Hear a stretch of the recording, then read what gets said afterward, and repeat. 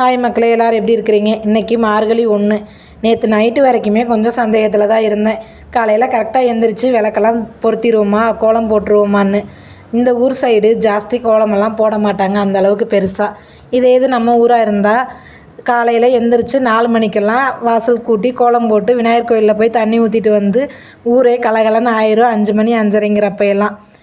ஆனால் நான் இந்த ஊரில் அந்த மாதிரியெல்லாம் இல்லை. நான் இன்றைக்கி 4:30 போல் எழுந்திரிச்சு வாசல்லாம் கூட்டி தொளிச்சு விட்டுட்டு குளிச்சுட்டு வந்து தான் கோலம் போட்டேன். கோலம் போட்டுட்டு நிலை வாசலில் மஞ்சள் குங்குமம் எல்லாம் வச்சு பூஜை பண்ணிவிட்டு பூஜை அறையிலையும் பூஜையை முடிச்சிட்டேன்.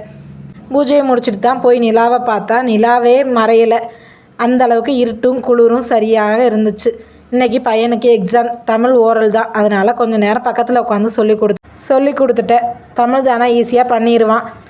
விரதங்கிறதுனால ஒன்றும் பெருசாக சமைக்கலை. தோசை ஊற்றி தக்காளி சட்னி வச்சு கொடுத்தேன். அவனும் சாப்பிட்டு ஸ்கூலுக்கு கிளம்பிட்டான். போகிறப்ப என்ன ஆர்வமோ இல்லையோ, ஆனால் வீட்டுக்கு வரும்போது எவ்வளோ ஆர்வமாக ஆட்டோ விட்டு இறங்கி வரான்னு பாருங்கள்.